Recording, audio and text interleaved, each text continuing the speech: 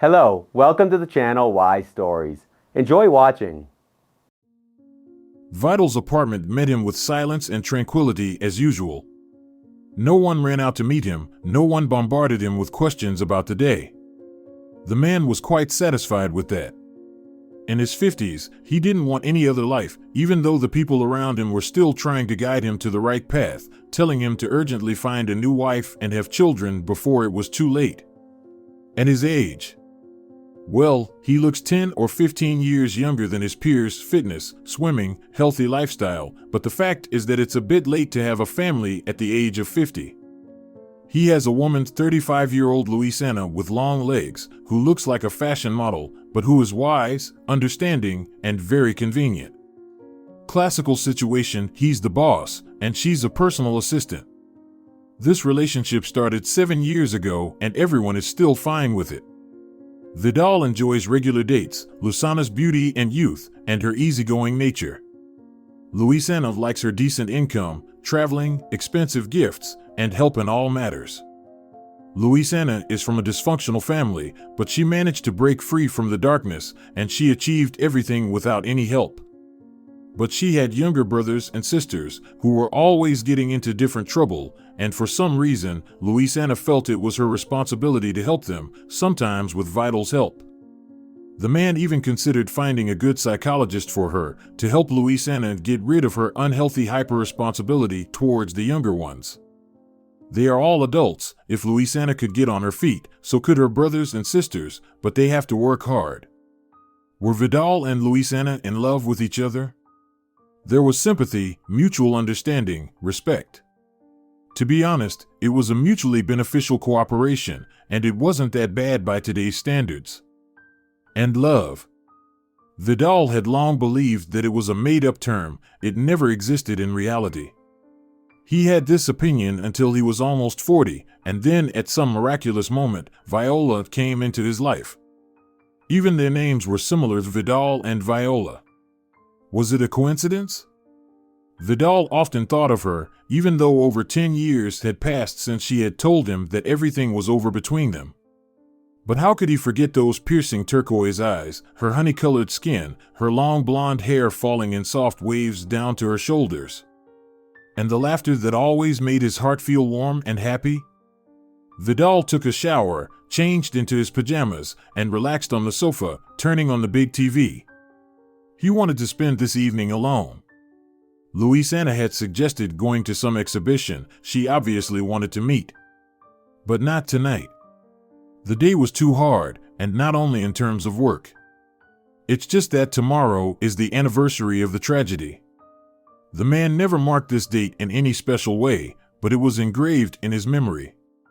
And when the memorable date approached, Vidal felt uncomfortable and anxious, went back to the past again, and tried to think how he should have behaved to make things different. He simply could not go to the exhibition with Luisana today and then go to the restaurant and talk and smile like nothing had happened. And he didn't want Luisana to see his sad face.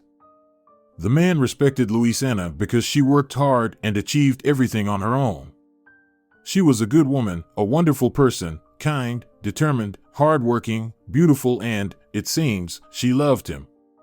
He wished he could reciprocate, but it seems he was born a one-woman man. Now Vidal was the head of a mini-empire and network of car services. The business generated an excellent income. The man had long been able to afford anything he wanted, expensive cars, traveling to all parts and corners of the world. To be honest, he didn't need to work anymore, because the accumulated fortune would be enough for several human lives. But Vidal liked it all: meetings, competitors, search for solutions, business expansion. It was like a fun game. He was certainly not going to retire from business in the nearest future. It all started with opening a small car repair shop in the backyard with Alfonso, a childhood friend. Now Alfonso is also a well-known person, with several car dealerships in the city. At some point, their professional routes diverged, but the men were still close friends. Unlike Vidal, Alfonso was married for the third time and had 6 children. Alfonso loved them all, took care of them all, and provided for them all. Sometimes this whole clan would get together at joint parties, like Alfonso's birthday party. And it was always epic. Don Corleone, Vidal joked at his friend. Alfonso smiled proudly, looking at his offspring happily. But Vidal was a single man in his 50s. There were many women of different ages around him, and any one of them would be willing to marry him, but his numerous affairs remained in the past. And it's not even a matter of age. It was just that Vidal's relationship with Viola had changed a lot. He was not the same Vidal after that. Tomorrow Vidal will go to a place where he can spend some time alone with his beloved, a cemetery. An iron fence, a modest monument. He will always remember Viola as cheerful, as carefree as she looked in old photographs. She was forever young and happy in the photos. But Vidal would go in the evening so that he would not meet any of her relatives there. He wanted to be there without witnesses, and he didn't need any unnecessary questions. The speaker on the TV screen was saying something about the unstable economic situation in their city. Sad story. Vidal made sure that the employees of his company were paid a decent wage. Financial motivation is the most powerful. It's as clear as 2 times 2. And people did their best, worked hard, fulfilled their plans, and were loyal to the company. But there are indeed plenty of people living below the poverty line in their city. Times are tough. Vidal felt especially sorry for the children. He even sponsored several orphanages and often donated money to the foundation for helping young patients in hospitals. Charity was an integral part of his life. All the powerful, successful people Vidal knew did it. Someone tried to atone for sins this way. Someone thanked the universe and God for good fortune. As for Vidal, he simply felt sorry for the unfortunate children. Even today, he came out of the supermarket, where he went after work. He walked briskly to his car and sensed that look as if it burned his neck a little. He turned around and saw a girl. A little girl, about 10 years old, skinny, wearing an oversized jacket and dirty stomped sneakers. She was dirty and unkempt, obviously from a dysfunctional family. She didn't ask for alms, didn't try to earn money washing cars like boys her age who had been working in this parking lot since summer. She just sat on the low fence and looked at Vidal intently for some reason. He wanted to get into the car and drive away, but he felt sorry for the child. What if this girl needed help? The man sighed and walked towards the little girl. She became wary and looked at him unkindly. Homeless children live in expectation of some trouble, which is actually the right thing to do. "Are you hungry?" Vidal asked. He looked at the girl with compassionate eyes. She looked even more skinny and pale than she looked from the distance, but she was very pretty. Delicate face features, big emerald eyes, fragile body. Is it even possible that parents don't love and appreciate such a beautiful child? This little girl should be cherished, protected, and happy. "I haven't eaten anything since yesterday," the girl said, lowering her eyes as if she was ashamed of this confession. Vidal's heart clenched painfully, and he began to think about what he could give her. All he had in his bag was some rye bread, cheese, and wine, and he could hardly offer any of that to a child. Then he looked at the bakery at the corner of the parking lot. "Do you like sandwiches?" the man asked. Yes, she nodded and smiled, and her face lit up with a special light, turning her into a real beauty. Vidal admired the adorable child for a few seconds and hurried to the bakery. The girl was sitting on the fence, watching the man who had promised her a treat. As Vidal waited in line, he tried to understand where he had seen this girl before. Her face seemed familiar. Something about her was so unusual, he wanted to know the child's story. But would she tell it? Children forced to survive on the streets are usually very cautious and taciturn. And they have to be cunning and sneaky. They can make up different stories. Just because they have to survive somehow. Vidal bought a huge bag of different sandwiches and a bottle of juice and handed it all to the girl. Her eyes lit up with a joyful sparkle. She immediately took a sandwich out of the bag and greedily bit into it with her teeth. "Thank you, it's very tasty," the girl demonstrated her good manners. "You're welcome," Vidal smiled. "Maybe you need some help? Do you have parents?" I don't have parents, she confessed. My grandmother is raising us, but she is not even our biological grandmother. She's our grandmother's cousin. It's good that you have a grandmother. But why are you so hungry? Why haven't you eaten anything since yesterday? Grandma doesn't feed you? We don't have much money, the girl confessed, not enough.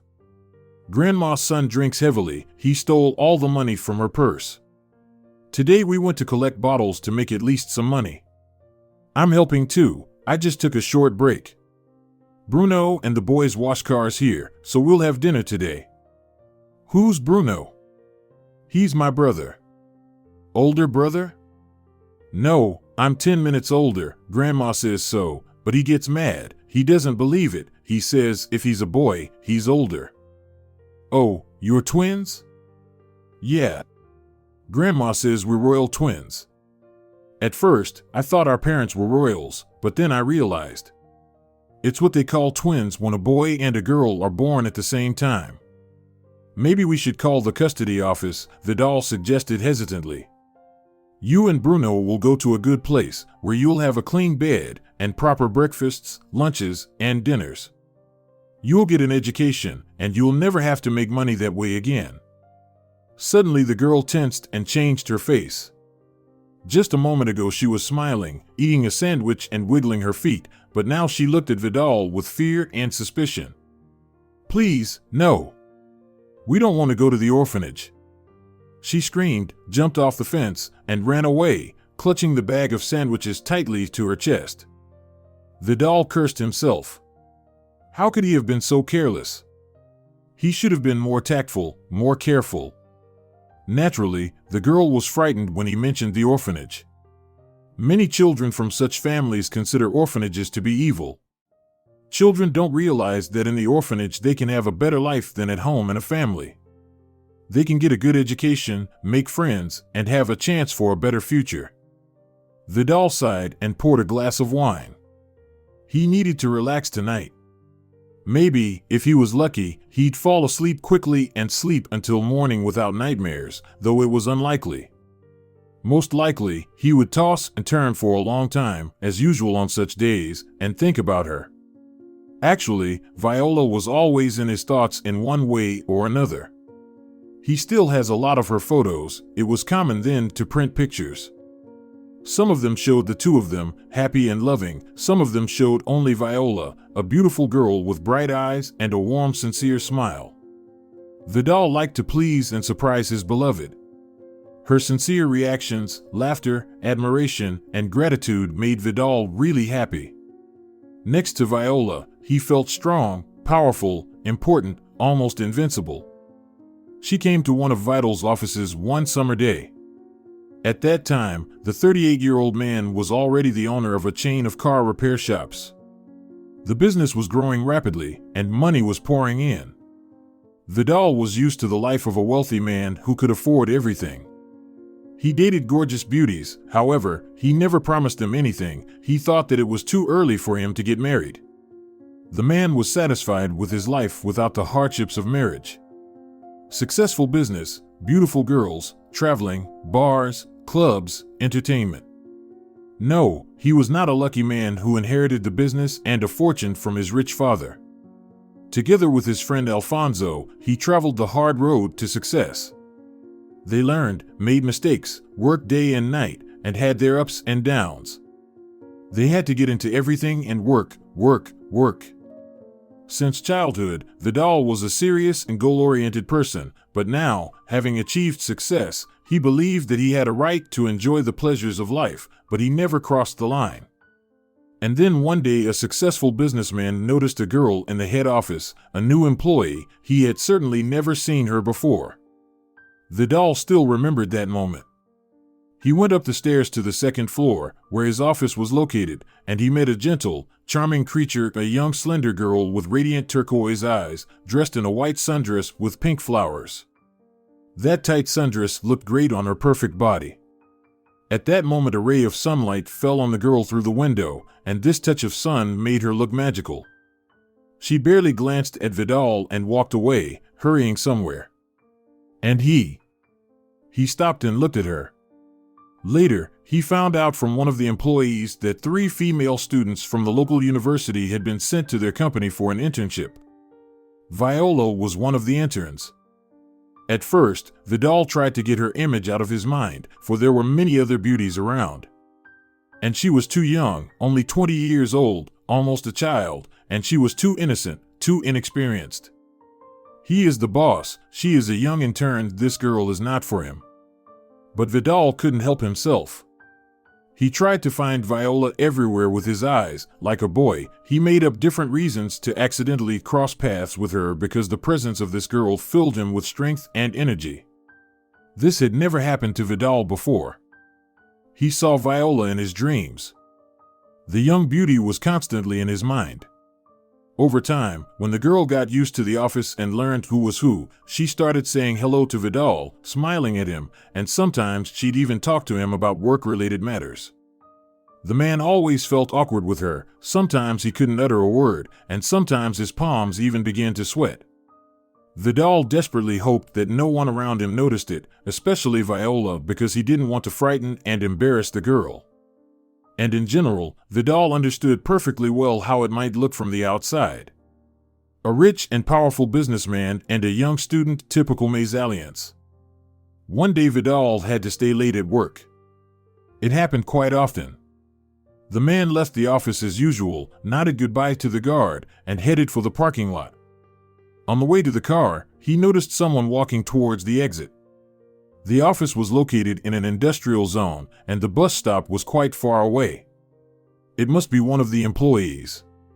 Now Vidal would catch up with him and offer him a ride. When Vidal approached that person, he was surprised. It was her, Viola. What a twist! The man stopped the car and opened the door. "Get in, I'll give you a ride to the bus stop." "Thank you." Viola was pleased, walked quickly around the car, and got into the front passenger seat. She was so close to him now, so beautiful, so young, so enchanting, and so desirable. But Vidal could not show his feelings. He knew how to hide his emotions, but with Viola, he could hardly do it. "Why are you so late?" the man asked, to break the awkward silence. "There's a crazy story." Viola lowered her eyes and became sad. "What happened?" "I messed up the report. Well, Augusta Rodriguez asked me to bring coffee, and I'm clumsy and spilled it all over the report. She got mad and made me retype it. So I had to stay in the office late." "Yeah, that's Augusta's style," Vidal said. For everyone else she was Augusta, and for him she was Augustada. She was his cousin, and he hired her as head of the economic department. She's been mean since she was a kid. Apparently, now she had found an opportunity to make fun of the poor student. All the reports were available in electronic formats on the secretary's computer. So a new report could easily be printed out in a few seconds. And Augusta knew this very well, so she just decided to show her power this way. Poor Viola. It was very late. It was good that Vidal was also working late today and saw a young student at the exit. Otherwise, she would have had to walk to the bus stop through the industrial zone at night, which is not safe. There are often packs of stray dogs there or suspicious companies. "Let me drive you home," Vidal suddenly suggested. "Where do you live?" "On Grand Via."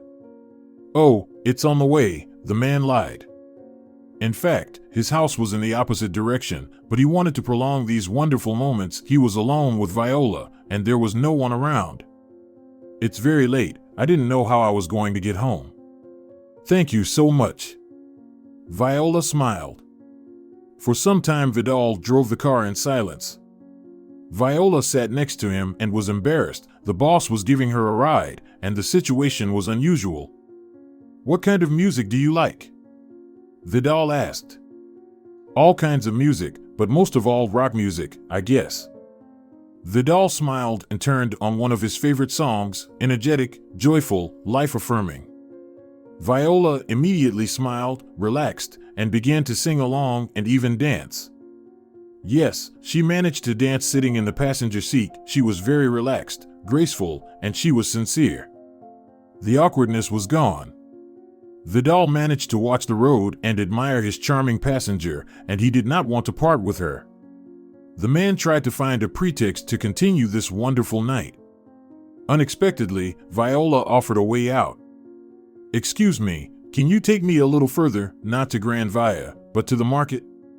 From there I can take a bus to downtown. I can drive you downtown, too." "Why do you want to go there at night?" "Girls invited me to go for a walk. I didn't want to, so I refused. I wasn't in the mood because of that incident with the report and the coffee, but now for some reason, I don't feel like going home. I'd rather go out with them." "It's interesting now, it's City Day." "City Day?" Vidal was surprised. "I thought it was later." "It is later," Viola explained. "But they decided to throw a celebration tonight because it's Friday and tomorrow's a day off, so people can relax, have a rest, go for a walk, and wait for the fireworks." Vidal smiled, remembering the times when he and his friends did not miss such events. He liked this festive crowd. Everyone was cheerful and carefree, joking, smiling. Life seemed like a holiday. But it's been years since then. He wondered what it was like now. "I'll take you to the center," Vidal said firmly. "I'm curious to see it all myself." "Where did you and your friends plan to meet?" "Honestly, I don't know where to find them," Viola confessed. "In the morning I refused to go with them. They must be already there. I'll call them and ask where they are." The girl immediately took out her phone and started dialing her friends' numbers, but in vain, none of them answered. As Vidal's car approached downtown, it became clear why. The streets were crowded with people, music was playing, vendors were offering their goods, and magicians, dancers, and singers were performing everywhere. It was impossible to hear a phone ringing in such noise. Vidal could hardly find a place to park. Viola was in no hurry to get out of the car, looking at what was happening with a mix of surprise, amusement, and even fear. So many people. "I'll never find my friends here," she said. "The girls don't answer my calls, they probably don't hear. I'm not going anywhere, it's a little scary." "I think it's fun here," Vidal said. He remembered the atmosphere of fun and unity that usually prevailed at such large-scale city festivals. Suddenly, he desperately wanted to feel it again. "Well, yes, it will be interesting here today, but I can't go there alone. What should I do there now? I'd better go home. I should have called my friends earlier. Why don't we go and see what's there?" Vidal suddenly suggested it. His words sounded simple and natural, as if it were a common thing for a boss to invite an intern to a city celebration. Viola thought about it. It was obvious that she wanted to say yes, but she couldn't make up her mind. She was probably embarrassed by the fact that the boss was inviting her. She might think that he was planning to continue the night with her. "I have an important meeting in a couple of hours," Vidal lied to reduce the awkwardness, "so we have about an hour. Then I have to leave, but I will have time to drive you to Grand Via on the way." "That's great," Viola said happily and got out of the car. They walked along the crowded streets, enjoying the performances of artists and admiring the way the city was decorated for the holiday. Indeed, it was very beautiful. To avoid getting lost in the crowd, they had to hold hands. When Vidal first took Viola's narrow palm, it was like an electric shock. It was an incredible feeling. She walked beside him, and she was so beautiful, happy, cheerful, admiring everything around her, pointing at one thing or another. His heart skipped a beat when she was so close. He held her hand, and everything else seemed unimportant. But when she pointed at something, he was amazed, smiling, pleased. They waited for the fireworks. They stood among the crowds of people in the public garden.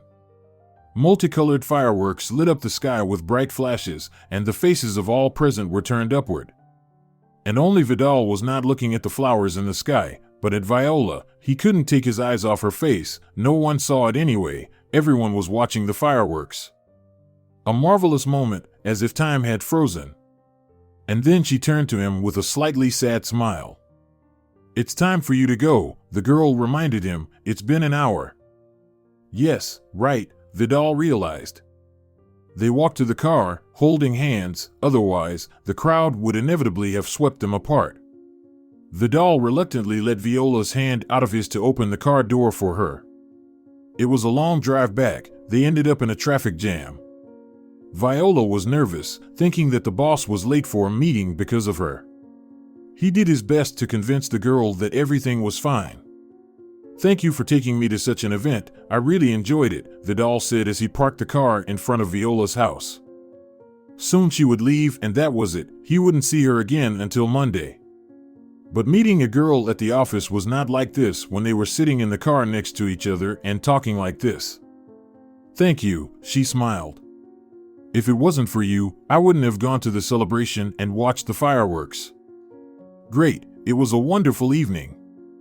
Viola reached for her purse, and her face was very close. Vidal. The man still didn't know who had initiated that tender kiss. He thought it was him. But Viola didn't pull away, she continued the kiss.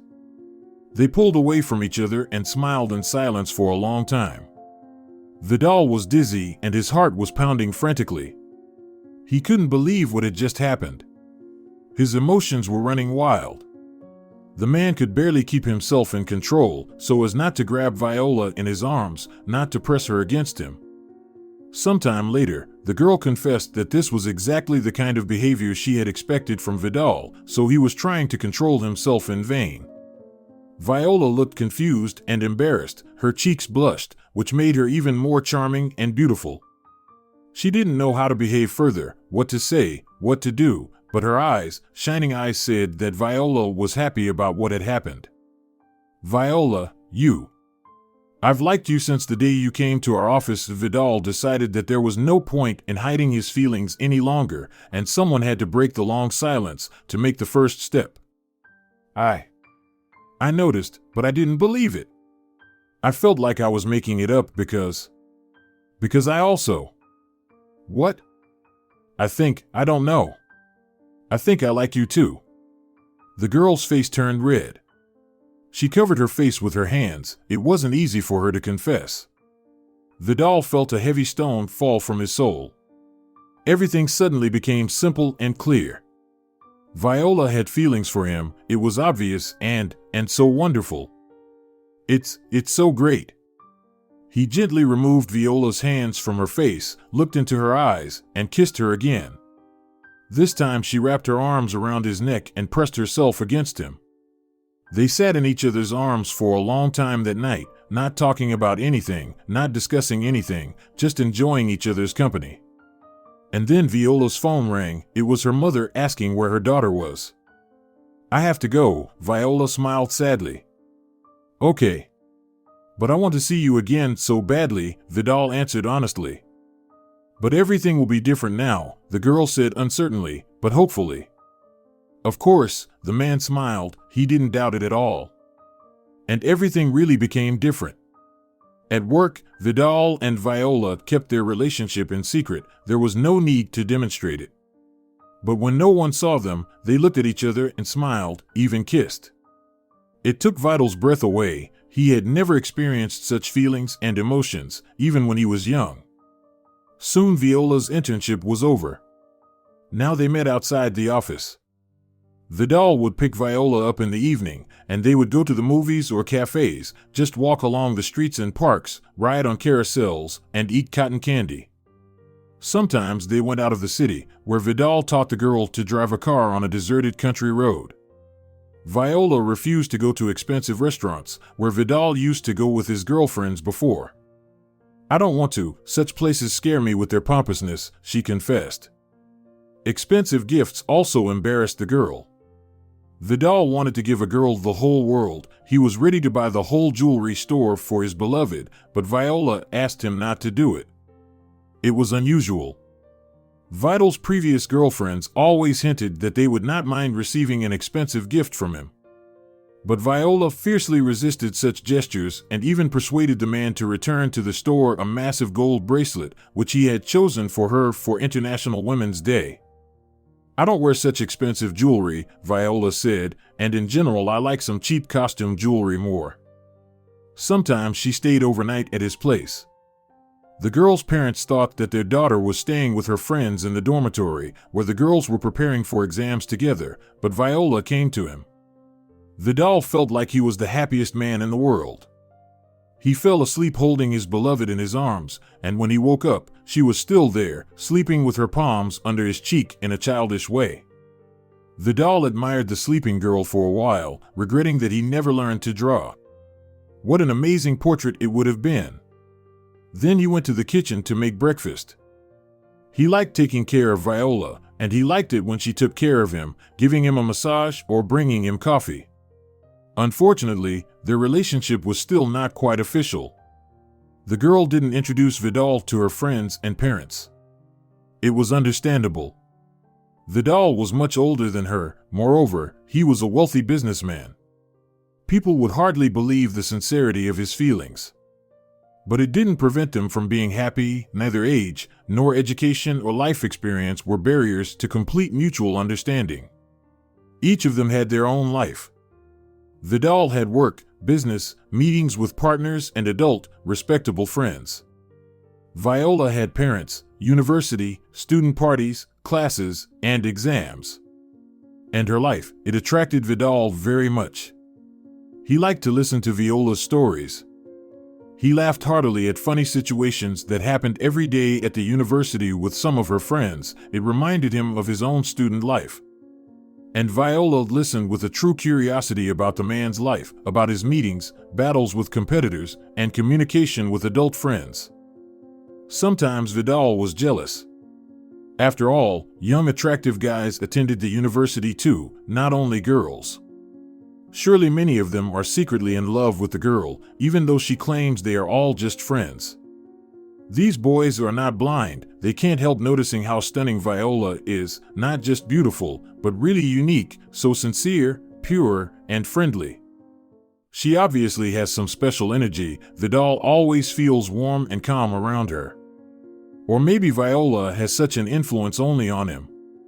Probably not. Vidal has noticed how men of all ages look at the girl, evaluating her beauty, admiring her. Viola herself doesn't notice such glances, she is probably used to them. Later, after everything that had happened, Vidal thought about it more than once. He had a premonition, as if he knew that nothing would work out between them. But back then, the man hoped for the best and did everything he could for the sake of a happy future together. He even asked Viola to introduce him to her parents.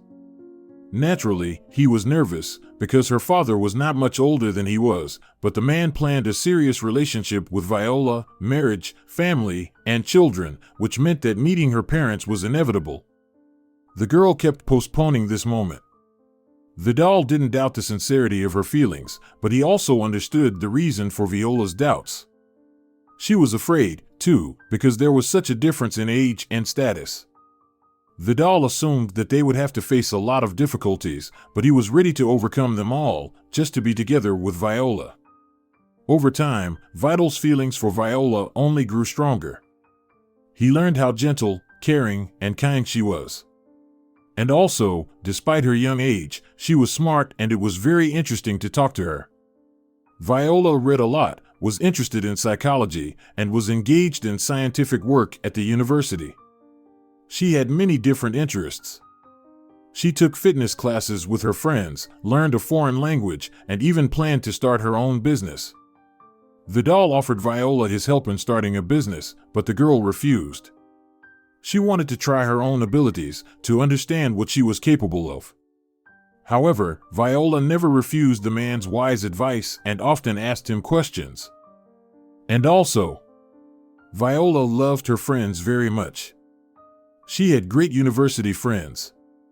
They went to parties together, prepared for exams together, and often stayed overnight at each other's places or in the university dorms. Viola used to invite Vidal, but he always refused. How would he look in the company of young students? And how would they accept him? What to talk to them about? No, let them have fun without him. When Viola went out with her friends at night, Vidal missed her, was a little jealous, and was worried, almost like a father. At such moments, he clearly felt the gulf between them, but he knew the feelings between them were real, sincere, and nothing could ruin them. He also knew that such trifles as the age difference were no obstacle for him and Viola, and he thanked fate that Viola had come to his office one day for an internship because otherwise they might never have met. That thought sometimes gave Vidal goosebumps. Sometimes there were other moments filled with happiness, light, and warmth, and they happened quite often. At such moments, they didn't feel the age difference at all. Vidal often recalled one episode. It happened in May when he and Viola had been dating for almost a year. Vidal was driving to a meeting with his partner when he suddenly noticed Viola at the bus stop.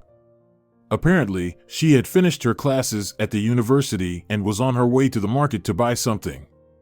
The man was happy about the unexpected meeting. Parked, the girl noticed him and was already rushing towards him, smiling with her charming, sincere smile. She was so beautiful, with loose, flowing blonde hair and shining turquoise eyes. Spring came early this year, and Viola had time to get a tan, her light-colored t-shirt emphasizing her chocolate skin tone. "Hi," Viola hugged and kissed Vidal. "What are you doing here?" "I felt that you were going to ride a crowded bus in the heat, so I decided to fix the situation." "Hurry up and get your driver's license, we'll buy you a car. Then you'll never have to take the bus again." "I like to walk," Viola laughed. "It's better for your health." "I don't argue. But it's so hot today." "That's true. By the way, I bought a new swimsuit. It's time to open the swimming season. Tomorrow we'll go to the river with the girls." "Oh, that's great. I'd like to swim too." "So let's go," Viola suddenly suggested. She was always easygoing and ready for adventures. Vidal thought about it. His partners were waiting for him at the office, but after all, he could reschedule the meeting. With his busy schedule, it wasn't often that he could go somewhere during the day with his beloved. The man made a few calls, warned that he would be late, then turned to Viola with a smile. "That's it. Let's go to the beach." "Yay!" The girl wrapped her arms around his neck. They had a wonderful time. Viola looked gorgeous in her new bright yellow swimsuit. Long legs, flat stomach, thin waist, she looked better than a professional fashion model. Other men on the beach admired the gorgeous girl, and she didn't notice it as usual, enjoying the sun, clean cool water, soft sand, and the company of her lover. She swam like a mermaid, being confident and graceful in the water. Vidal admired Viola from the shore. He had dipped only a couple of times because the water seemed too cold for him. Viola did not notice it at all. And then, a cloud came out of nowhere. Everything happened in a matter of minutes. Viola had barely reached the shore before the downpour began. Vidal quickly packed their stuff and covered Viola with a towel. But in just a few seconds it was wet. The car was too far, so Vidal chose a closer hiding place, an old boat shed near the shore. It smelled of old wood and mold, and there were cobwebs in the corners, but most importantly, it was dry and warm there. They were both soaked to the skin. But Viola looked attractive in some special way. Raindrops trembled on her long, thick eyelashes, and her normally straight hair was wavy with moisture. Vidal regretted once again that he couldn't draw this beauty. He's not an artist. "Are you cold?" he asked the girl.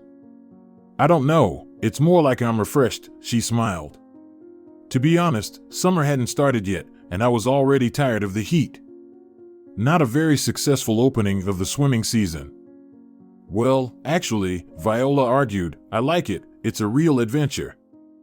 The rain drummed on the roof, and it was getting darker and darker, a huge cloud covering the sky. It was peaceful in some way.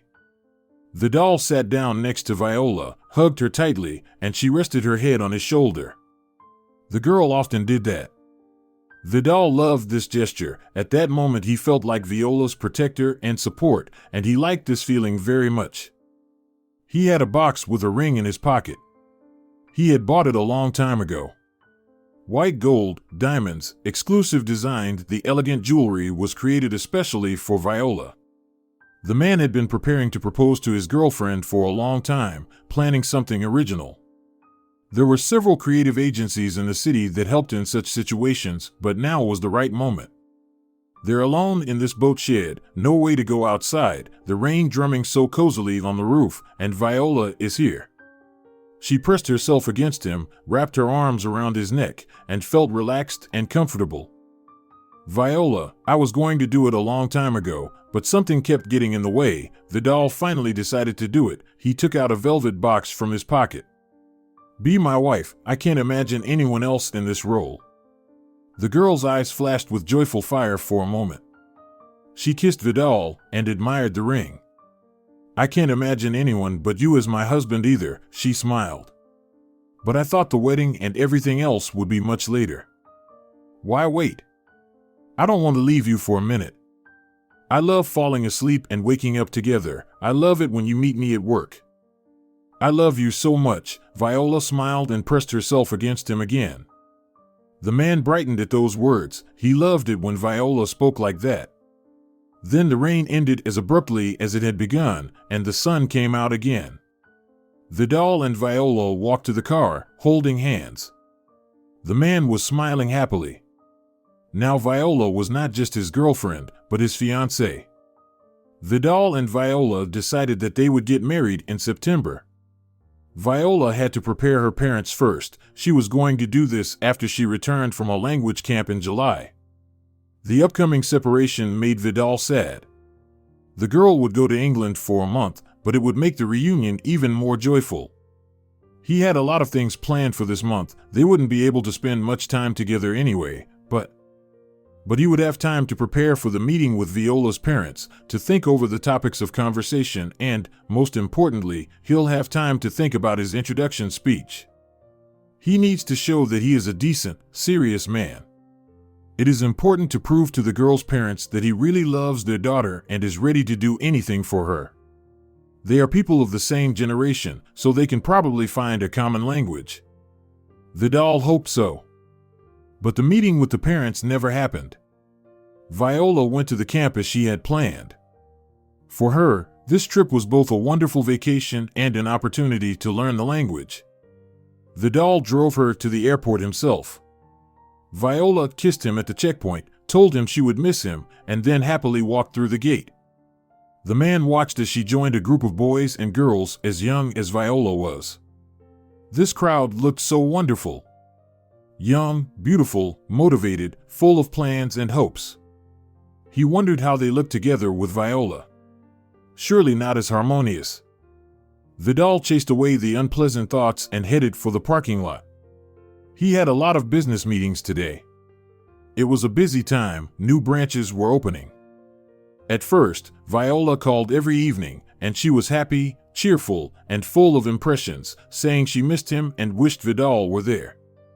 I wish you could see all this beauty, you'd love it. I have been to London many times, Vidal smiled back, and I plan to travel around the world with you. We have everything ahead of us.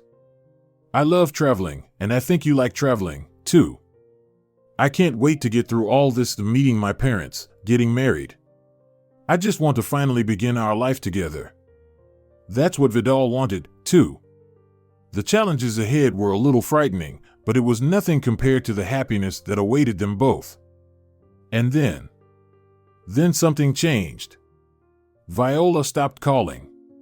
Now Vidal dialed her himself, but it was a different Viola, closed, aloof. She tried to end the conversation faster, answered questions quickly, and hid her eyes if Vidal dialed her via video call.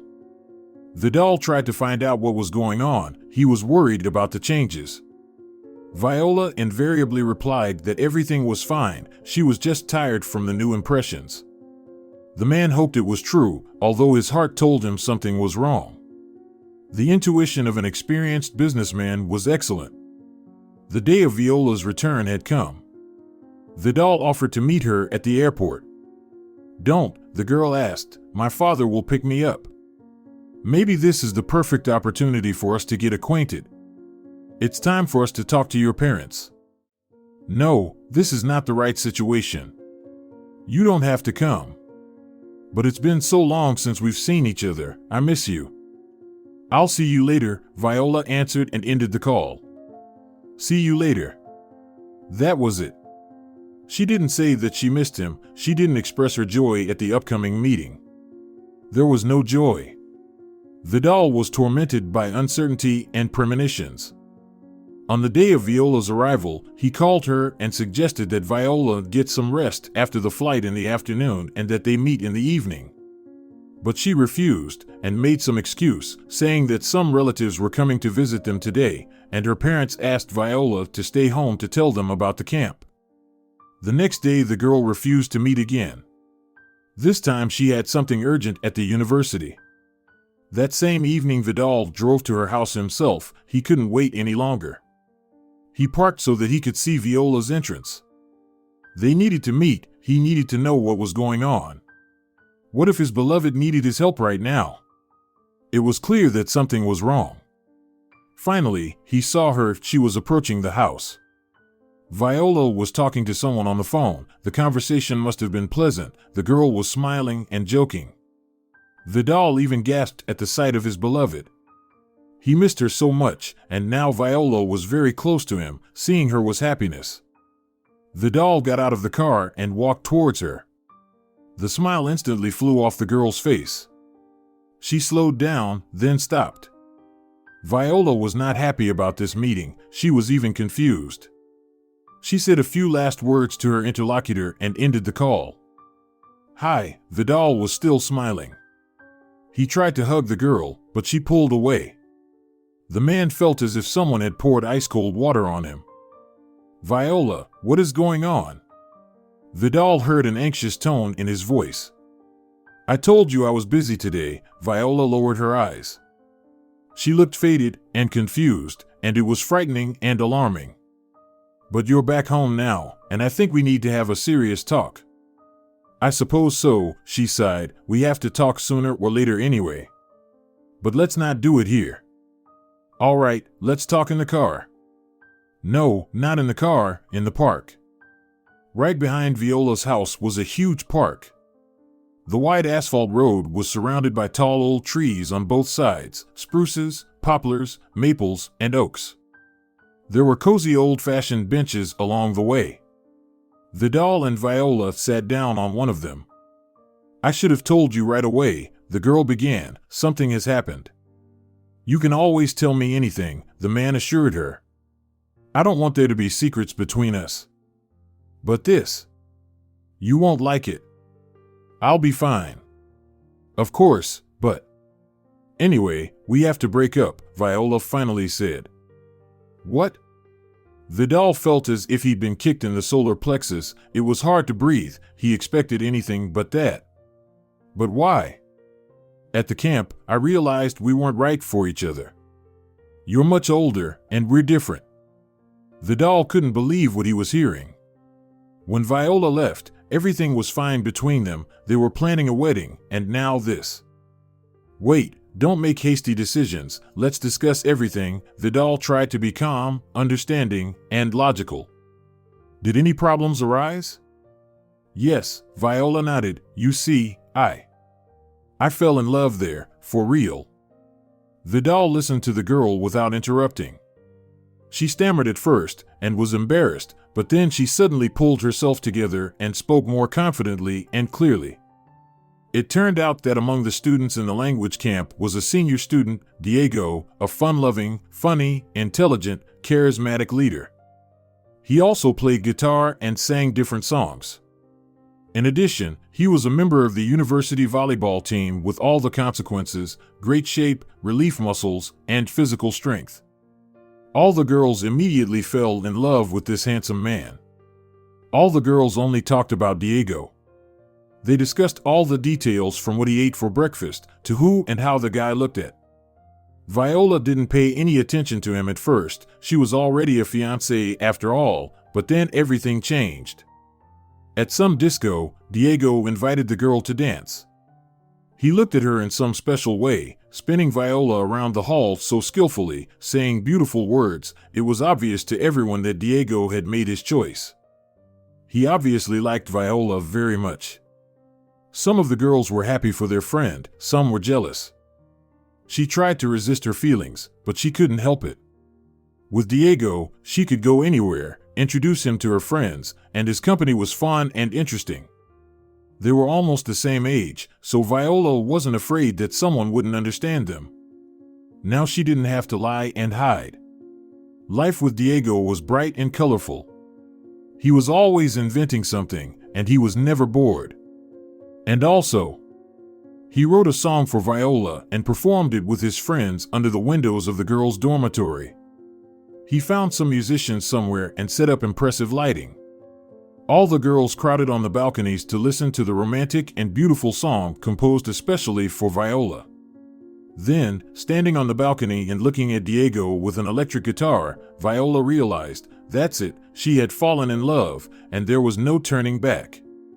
She remembered about Vidal, about the ring, about the upcoming wedding, but everything became absolutely unimportant. And Viola ran out into the street. Diego hugged her, spun her around, and the witnesses of this amazing scene loudly applauded, whistled, and shouted something encouraging. Diego and Viola had a vivid romance. And now the girl could not imagine life without this man. The only thing that darkened her happiness was the forthcoming conversation with Vidal. Now you know everything, the girl sighed. The conversation was extremely unpleasant for her, and for Vidal too. The man felt a physical pain somewhere in the solar plexus, which is probably where the human soul is located. Please take it, the girl handed him the box with the ring. You can keep it, Vidal said, it's a gift. It will be a pleasure for me. But you know what memories are associated with it, Viola shook her head. It's not right. Vidal grudgingly took the box with the ring from her hands. I'm sorry, she said, I feel so guilty. You're a good man, so attentive, so caring. It's not because of you, but because of me. It's not your fault. You'll meet another girl, more beautiful, more caring. You're an incredible person. Viola seemed to be speaking sincerely, and yet it was clear that she wanted to end the conversation and run away. Vidal didn't torture her, grinned sadly, sighed, and then took her hand, kissed it quickly. He just couldn't help himself. The girl shuddered but didn't pull her hand away. Be happy, the man smiled, stood up, and left the park first. He felt that Viola was looking at him. They never saw each other again, not even accidentally crossing paths anywhere. However, Vidal sometimes monitored Viola's life on social media. Sometimes she posted photos and short messages on her page. Here is a happy Viola standing with other students on the porch of the university. All of them have diplomas in their hands. It means that Viola is now a young professional. And here she is posting advertising information about her company. The girl has opened a small plumbing store. She was going to start her own business a long time ago and succeeded. Vidal smiled then, he didn't doubt she would succeed. And about a year after their separation, Viola's account was full of wedding photos. The girl looked like a princess in a white dress with a magnificent skirt. The groom was tall, athletic, and charming. That was the lucky Diego. The guy gently held the bride by the waist and looked at her with loving eyes, and Viola smiled happily. What a great couple. It was clear that they were in love and happy. A few more years passed. And there are new photos, which were surprising for Vidal. Discharged from the maternity hospital. Viola holds a tight pink bundle, and Diego holds the same, but blue. Viola had twins, a boy, and a girl. Vidal had a smile on his face all day after hearing the news. Wow, Viola is a mom now. It could have been Vidal's children. Vidal tried to stop thinking about what it would be like if. It couldn't lead to anything good. The man tried to organize his life. After the story with Viola, he was done with partying and short-term romances. Vidal was no longer attracted to such a life. He immersed himself in work. The business became his salvation and the only cure. And that paid off, too. Vidal's empire was growing, and his fortune increasing day by day. And then Luisana came into his life. She was young, beautiful, and understanding. Vidal felt comfortable and relaxed with her. She always knew what to say to him at any moment, supported him, encouraged him, and inspired him. Did Vidal love her? He was not indifferent to this woman. But he had never felt such feelings as for Viola. Luisana was good enough for him. Perhaps Luisana was waiting for some decisive steps from her man, maybe not a wedding, but at least a proposal to live together. But Vidal was satisfied with everything. In his 50s, he was used to a single life. There were many advantages to it. For example, all his belongings always stayed where he left them, it was always quiet in the house, or on the contrary he could turn on music, but only the music he liked. Vidal was grateful to Luisana. She had come into his life 7 years ago, when it seemed that everything ahead of him was no longer bright, good, or pleasant. Only pain, suffering, and black longing. When Vidal saw this terrible picture on Viola's profile, a burning candle on a dark background with a black mourning ribbon, he could not believe his eyes. He thought it was a mistake or someone's stupid joke. The man opened his beloved's profile. Yes, he still loved her despite the years that had passed. And, chilling with horror, he read a post full of pain. The post had been written by one of Viola's friends. Vidal knew that a plane had recently crashed over the ocean with people from their city on board. Viola and her husband were among them, and her and Diego's parents were flying with them. They decided to go on vacation together for the first time, and the plane crashed. It took Vidal a long time to accept it. They hadn't seen each other in a while, but he would occasionally check her social media, just to make sure she was doing well. He was happy to see her successes, smiled when he saw her new photos, and hoped that someday they would meet and talk. It was his dream to look into the girl's big turquoise eyes again, to hear her sweet voice, to admire her beautiful smile. That hope gave him a reason to live. And now that hope is gone. It was so hard for Vidal to accept the reality that he began to numb his grief with alcohol. He realized that it was wrong, that it was a road to nowhere, but he couldn't control himself. Drinking fogged his head, chased away bad thoughts, chased away all his thoughts. It made him feel better for a while. During this difficult time, Luisana came into his life. She was always there for him, bringing water and headache pills, listening attentively, saying relevant and important words. Vidal became used to her care, her support, and her constant presence. Sometimes Luisana stayed overnight at his place, but she always sensed when Vidal wanted to be alone, and left, without resentment, without complaints, without any obligations. She was sensitive, empathetic, benevolent. With Luisana's help, Vidal got out of his grief, came back to life, and started working again. Time dulled the pain, but the longing for Viola never went away. Sometimes his beloved came to him in his dreams, sometimes cheerful and carefree, sometimes sad and silent. Vidal always woke up in the morning in tears and with a headache. Empathetic Luisana already knew what was wrong, and if she was near him, she would bring him a headache pill and a glass of water. She also had many problems, but the woman never burdened Vidal with them, saying only once that her greatest pain in life was that she would never be able to have children and that something was wrong with her health because of her difficult childhood. Vidal didn't ask for details. He was surprised that Luisana dreamed of having children. The woman seemed cold, even selfish. Vidal couldn't believe that such a determined career woman just wanted to be a mom.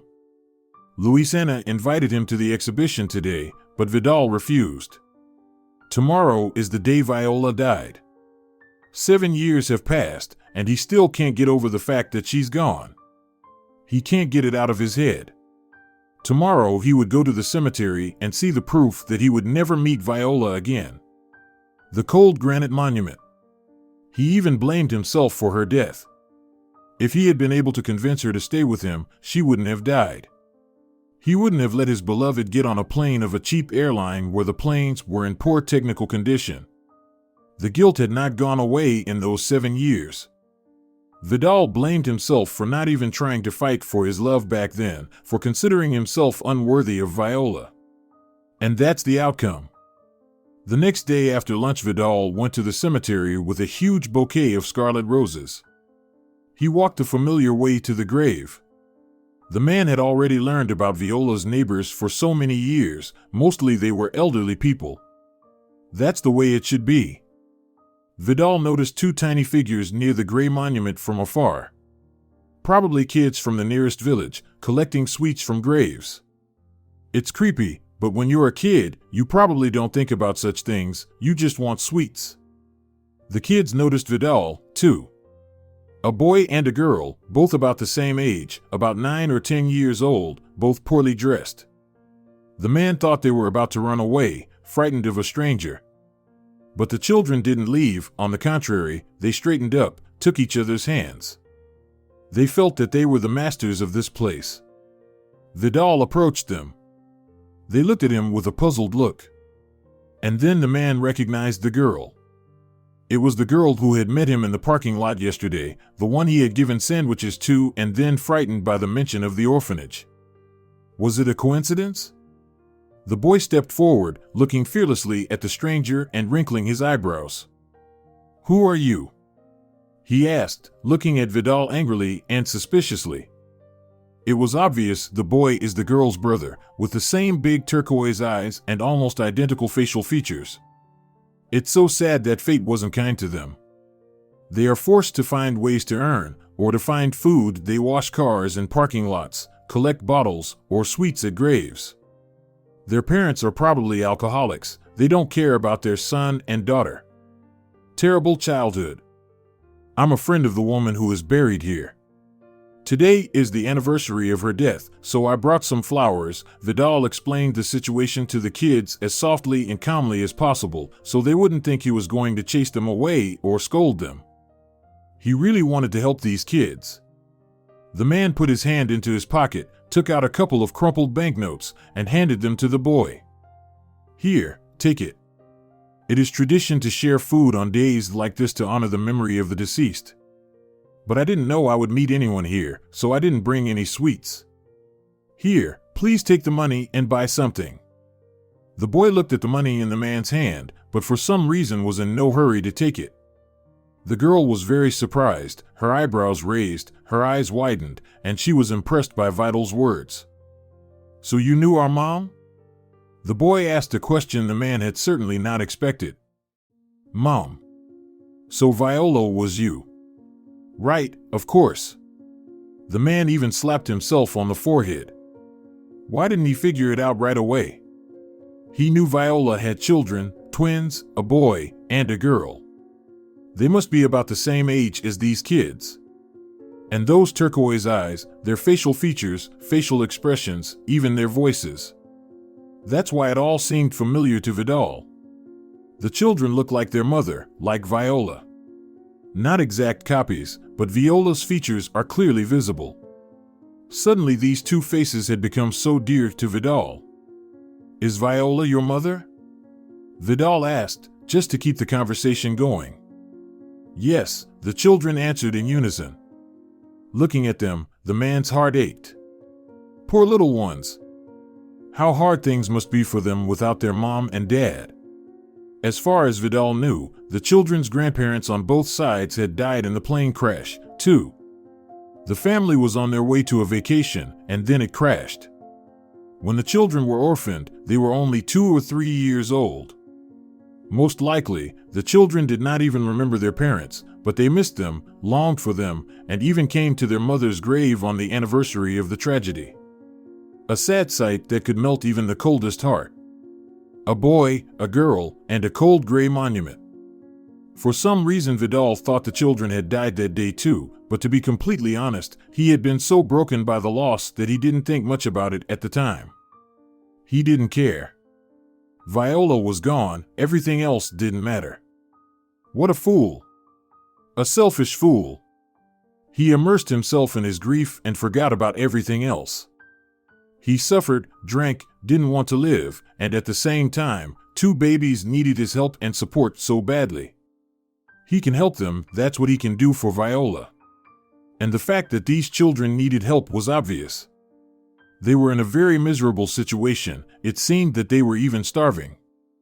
Vidal approached the monument and the children stepped aside to let him come closer. When they learned that the man was their mother's friend, their faces changed from anger to kindness, even a kind of curiosity. Vidal placed the flowers at the bottom of the monument, mentally said hello to Viola, and, as always, said he loved her and apologized. Only this time he added something else. He promised to take care of her children and assured her that they would be fine now.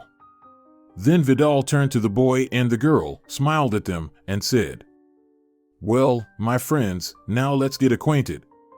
My name is Vidal, or Uncle Vidal if you like.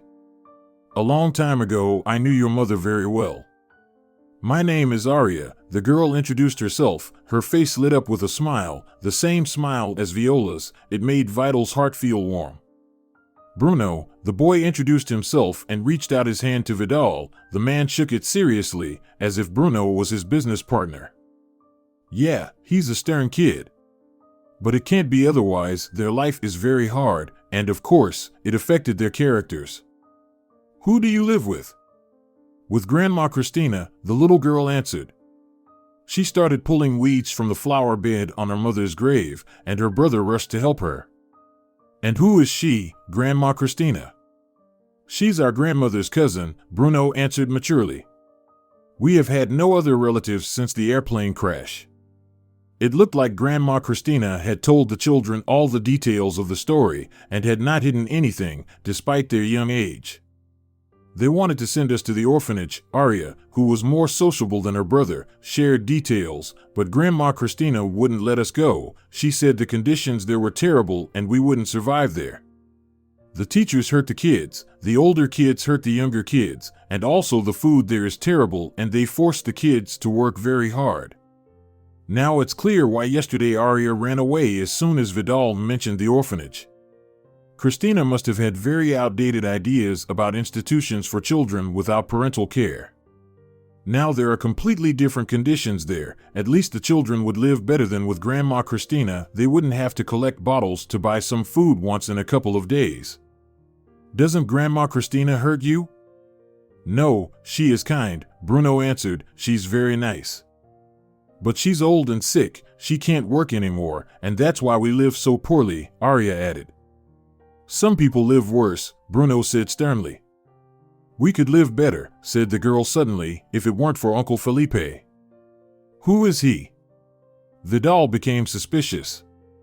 "Christina's son," the boy explained, wrinkling his lips contemptuously. "He drinks, insults Christina, doesn't work. And he takes her money to buy another bottle of booze. That's why we have to earn money and look for food." "Does he live with you?" Vidal was horrified. "Yes," the children answered in unison. "And what about you? Does he hurt you?" The man felt anger boiling up in him. He would find Uncle Felipe and ask him some questions. "No.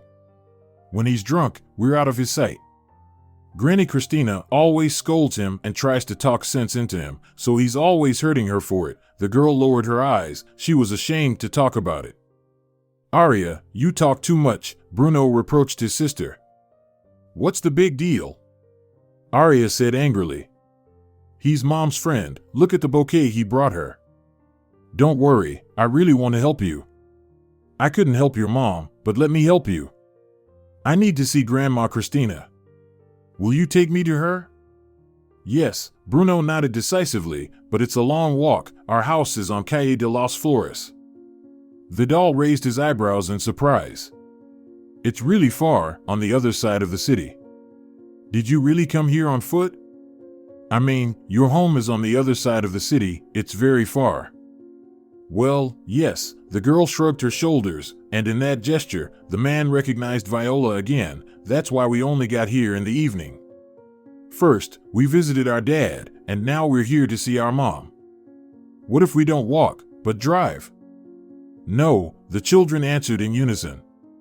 "We would never get into a car with a stranger," Bruno explained.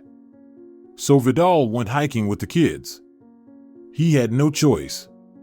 It was a long walk, and on the way, they talked about everything and even managed to become friends. A couple of times Vidal organized breaks in different cafes. The children did not refuse cakes and sodas. It was obvious that they do not often have such delicious treats.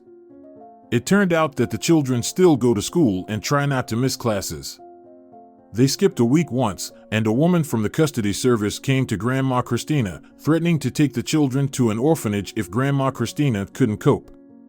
Brother and sister liked studying, but there was not enough time for studying. They had to get food somehow. Sometimes there was no food at all at home. And, to be honest, they were often mocked at school for their poor, old clothes, so the brother and sister tried to reduce communication with classmates.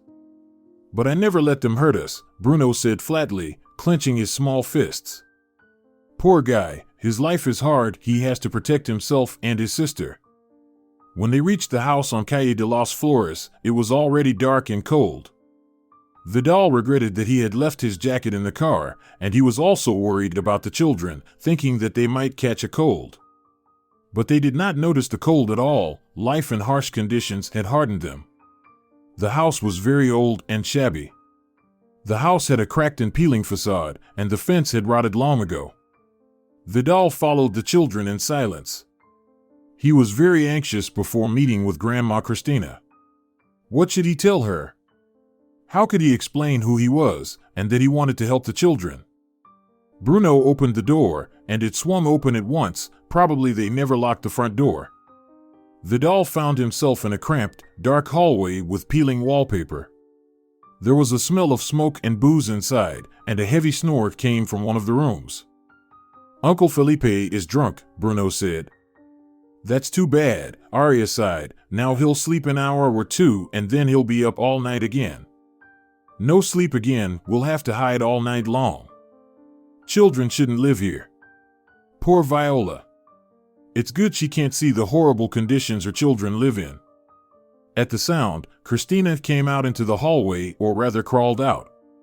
She was a very old, sick woman, and she probably didn't refuse to drink too. Her face showed signs of alcohol addiction. But at least now she was sober. "Who are you?" Christina looked suspiciously at Vidal. "What did those two do again? Did they scratch your car or steal something?" "We never steal other people's stuff," Bruno shouted. "Shut up," Christina shouted at him. "Go to your room." Bruno and Aria obediently slipped behind the closed door and Vidal. Vidal introduced himself and said they needed to talk, and it was going to be a long and serious conversation. "Well, then, let's go into the kitchen," the woman said. "I'll make some coffee since the conversation is so serious." They sat at the unsteady, shabby table drinking freshly brewed coffee and talking. Grandma Christina turned out to be a kind and understanding person with a difficult fate. Vidal found it easy to communicate with her.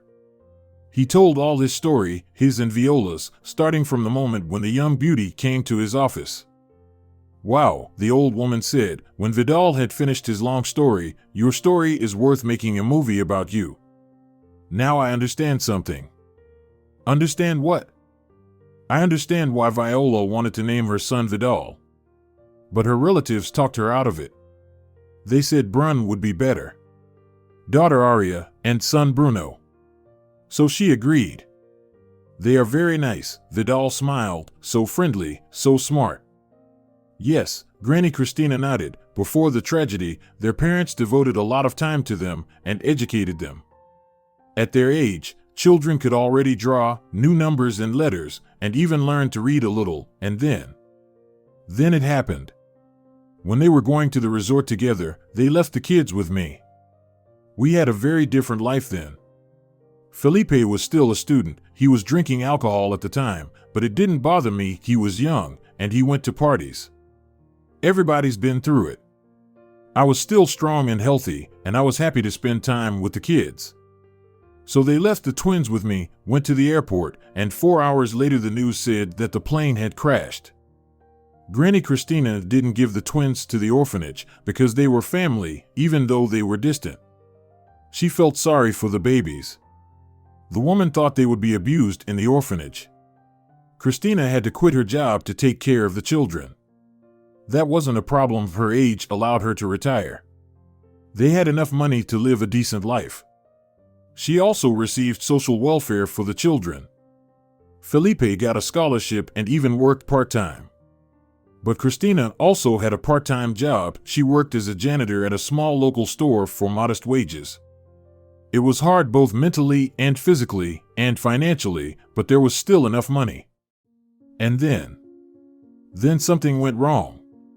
Felipe started to drink a lot. He left his studies, he was not going to get a job, and it came to the point that he began to take money from his mother's purse, not worrying that it was money for food or medicine. And then Christina got sick. She had joint problems and could no longer work.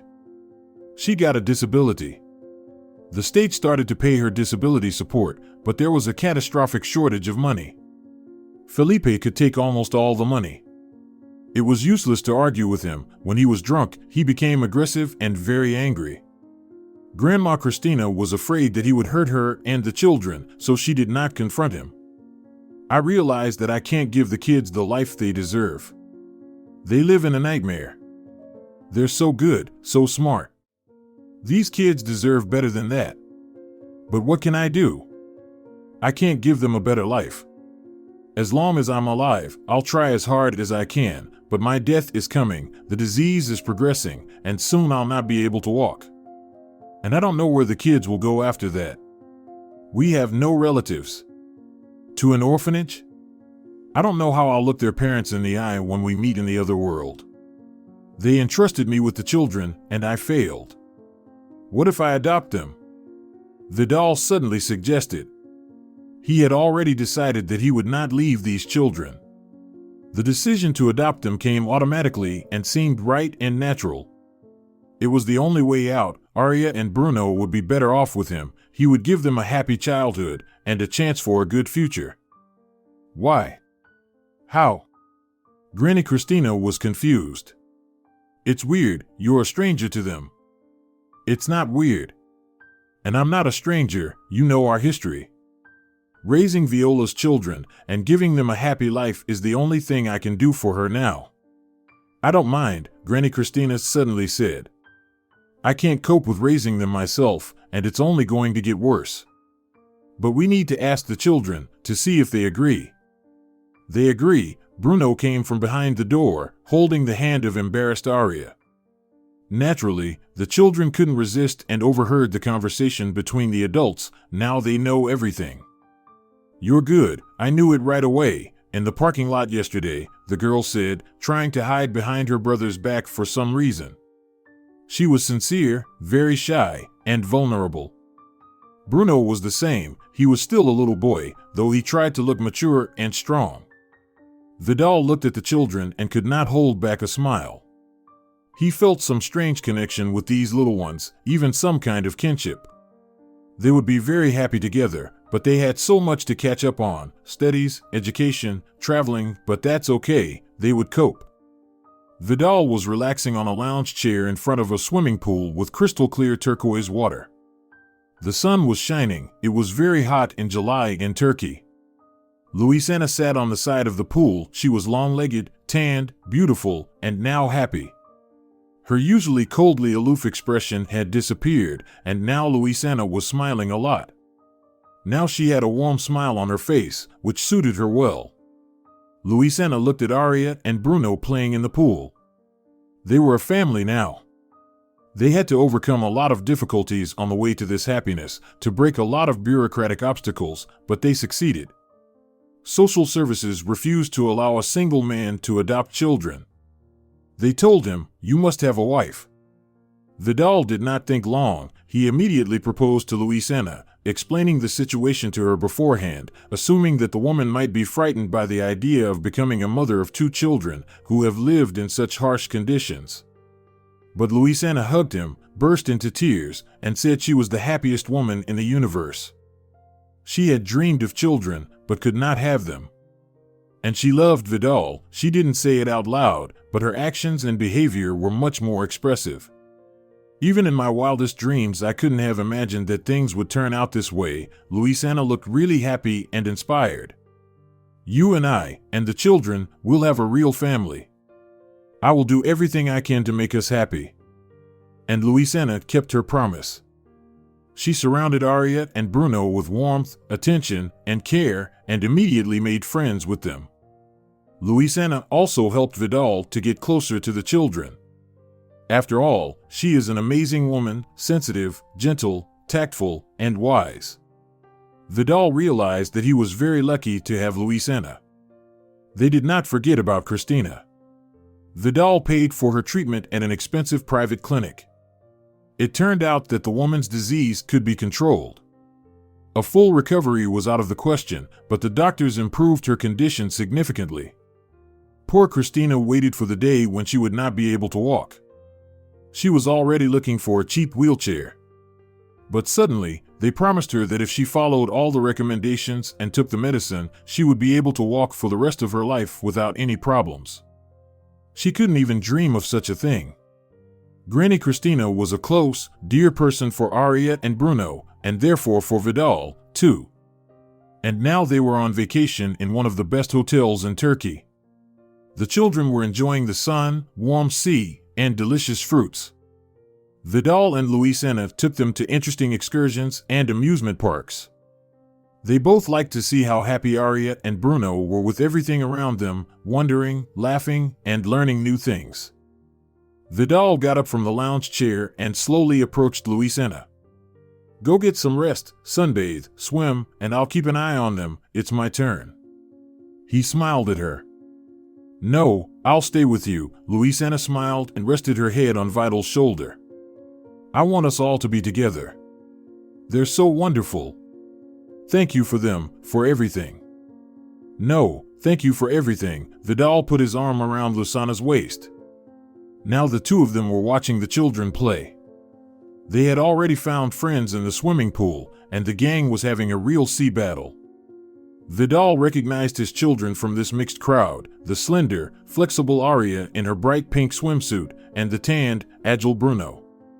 Daughter and son, Viola's children. The man really hoped that Granny Christina was right and Viola could see them from somewhere above and smile, because now she can be sure that her children's lives will definitely be good. It can't be any other way. If you're enjoying it as well, leave a like and subscribe to the channel.